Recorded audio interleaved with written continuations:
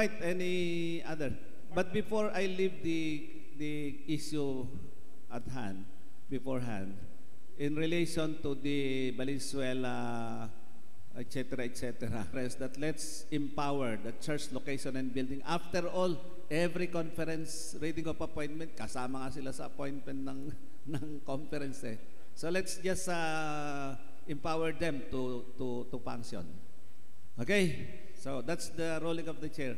Sige po, say Pastor Mendy muna. Yes, relative to that one.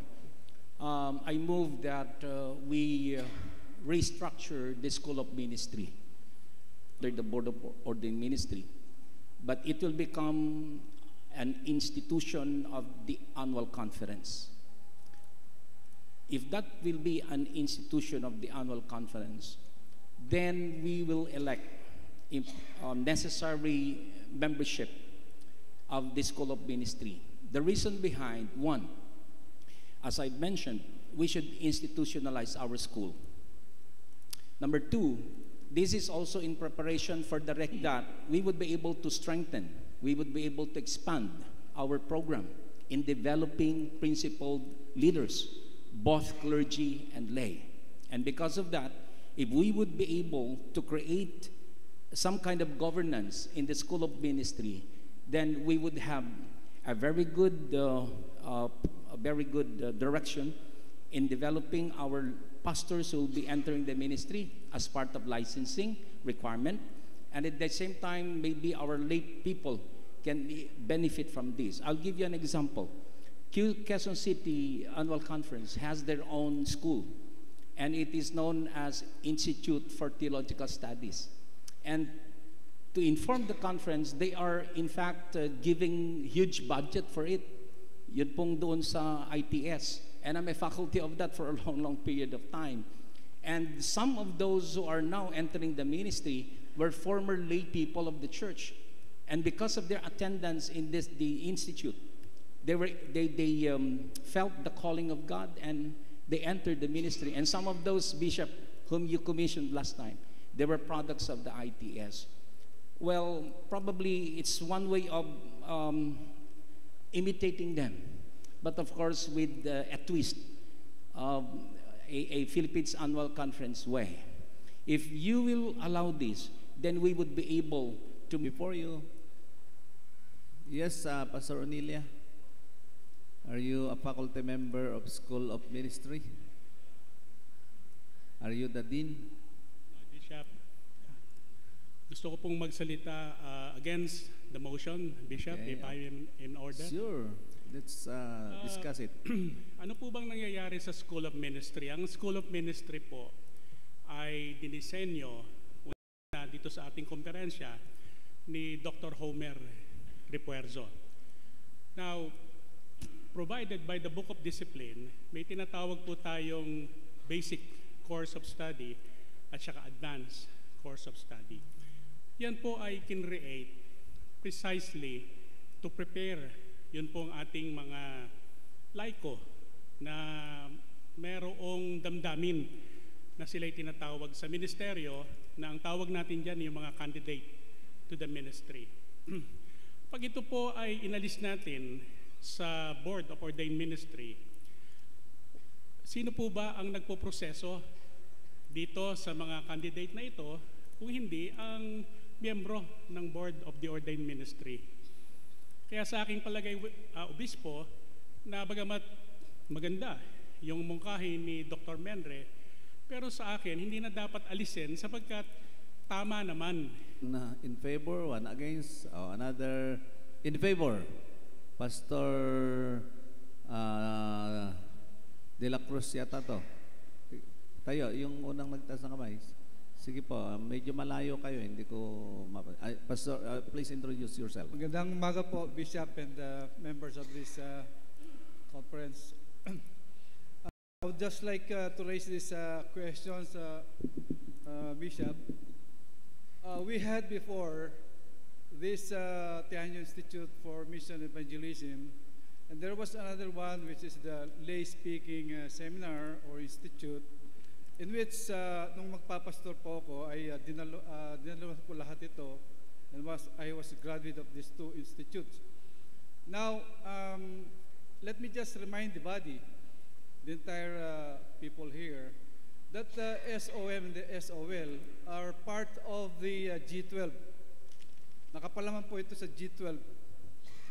And this G12, just 2 weeks or 3 weeks ago, there is a big issue of corruption. So the G12 in the Philippines is now in chaos. Now, kung para sa akin po, at this very instance, title, which are they are the same. Because I had been in the G12 for many years. So alam ko po yung track. So Alright. sa akin lang po ay we still have to. So are you against or favor?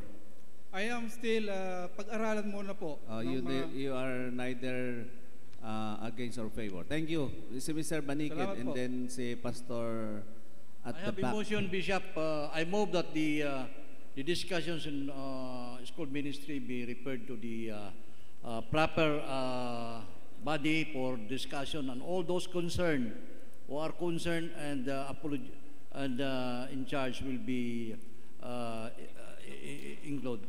What body do you think is the right body? All right, so Attorney, sige po, let's dispose this. I don't want to spend longer times on the discussion. Maganda yung sinabi ni Pastor Onilia. Peña. Onilia. Oo, pasensya na po kayo, Alzheimer's. I understand. Why don't we have a hybrid? I propose that the School of Ministry just be made as an adjunct of yung Board of Ordained. Kasalin natin dalawa, pagsamahin natin yung dalawa na yan. So you're against the motion? That's against Just the as a motion? suggestion, a compromise agreement sort of, wherein the proposed School of Ministry becomes an adjunct of the That's actually Board of Ordained Ministry. that's the nature of that program. Yes. But All right. the way I understand it, Pastor Mendillo is trying to suggest a new body Yeah. or whatever, separate and distinct Yeah. That's from it. the Board of Ordained Ministry. All right, let's give one last word to the proponent and then we'll decide on that. Pastor Mendry, would you like to say your final piece? Yes. Mga kapatid, alam nyo, ang pinag-uusapan lang natin is yung organization, yung structure lang nito. Hindi inaalis ito na ito ay eskwelahan ng mga magpapastor. Issue lamang ito, paano i-manage.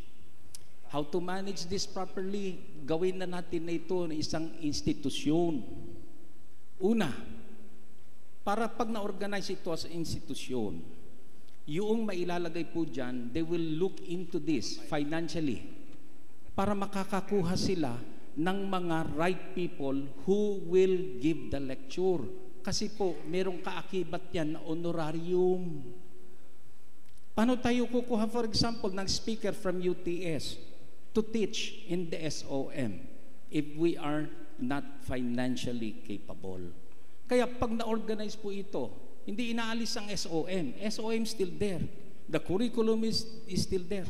But how this will be managed and governed, yan po yung mungkahi, mga kapatid, na dinadala po sa inyo ngayon. All right, so are you ready to decide on that? Ang mungkahi ay ihiwalay yan sa program ng Board of Ordained Ministry, and let that be a program of the annual conference as your institutional training center for lay and clergy. All right, those who would support to approve that motion, taas niyo po ang inyong kamay. Sige, please raise. Thank you. Yung pong tumututol, taas din ang kamay. All right, mukhang hindi po masa. All right, but the program's still there. You can improve your program. Thank you so much for that. Ang reminder ko lang po, yung North ay meron silang need. Yung South ay merong seed. Ang akin lang concern dyan, huwag kayong magkanya-kanya. i-channel nyo yan doon sa, ito maganda tong program na to eh, yung School of Ministry. If you In addition po sa Council on Finance and Administration po, in addition to Judy Kitlong replacing Dave Farala, yeah, in place. We are adding Attorney Carlos po as member of the Council on Finance and Administration. We are renominating him to Apo. become part. O sige, walang excess. I mean, yung number, tama lang. Okay lang po, Bishop. Sige, lahat po ng sumasangay, dagdag natin ang pangalan ni Attorney Carlos sa Finance, CFA, taas ang kamay. Salamat po, yung total, ganun din. Hindi nyo kinonsider si Brother Paul Kong, makakatulong sa atin sa finance yun eh. Sige po, let's proceed to the reporting. Pwede ba ho nating i-consider din ang pangalan ni Atty. Carlos sa Board of Trustees? I will refer that to you. Okay, thank I will you. not entertain that here. Sige po, may call now on the Commission on Equitable Compensation. O, kanina pa pala naka-ready. Meron ba kayong kopya?